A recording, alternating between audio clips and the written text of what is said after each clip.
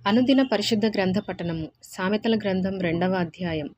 నా కుమారుడా, నీవు నా మాటలను అంగీకరించి నా ఆజ్ఞలను నీ యొద్ద దాచుకొనిన ఎడల, జ్ఞానమునకు నీ చెవియొగ్గి హృదయపూర్వకముగా వివేచనను అభ్యసించిన ఎడల, తెలివికై మొరపెట్టిన ఎడల, వివేచనకై మనవి చేసిన ఎడల, వెండిని వెదికినట్లు దాని వెదికిన ఎడల, దాచబడిన ధనమును వెదికినట్లు దాని వెదికిన ఎడల, యెహోవా యందు భయభక్తులు కలిగియుండుట ఎట్టిదో నీవు గ్రహించెదవు. దేవుని గూర్చిన విజ్ఞానము నీకు లభించును.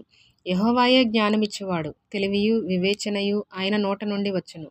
ఆయన యథార్థవంతులను వర్ధిల్లచేయును. యుక్త మార్గము తప్పక నడుచుకుని వారికి ఆయన కేడెముగానున్నాడు. న్యాయము తప్పిపోకుండా ఆయన కనిపెట్టును. తన భక్తుల ప్రవర్తనను ఆయన కాచును. అప్పుడు నీతి న్యాయములను యథార్థతను ప్రతి సన్మార్గమును నీవు తెలుసుకొందువు. జ్ఞానము నీ హృదయమున జొచ్చును. తెలివి నీకు మనోహరముగా నుండును.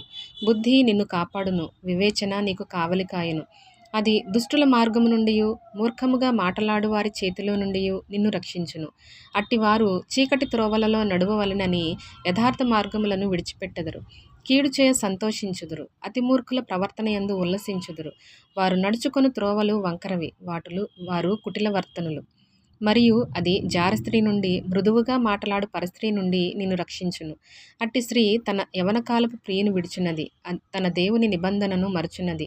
దాని ఇల్లు మృత్యువునొద్దకు దారితీయును. అది నడుచు త్రోవలు ప్రేతల యొద్దకు చేరును. దాని యొద్దకు పోవు వారిలో ఎవరునూ తిరిగి రారు. జీవ మార్గములు వారికి దక్కవు. నా మాటలు వినిన ఎడల నీవు సజ్జనుల మార్గమందు నడుచుకొందువు. నీతిమంతుల ప్రవర్తనలను అనుసరించుదువు. యథార్థవంతులు దేశమందు నివసించుదురు. లోపము లేనివారు దానిలో నిలిచియుందురు. భక్తిహీనులు దేశంలో నుండకుండా నిర్మూలమగుదురు. విశ్వాసఘాతకులు దానిలో నుండి పెరికివేయబడుదురు.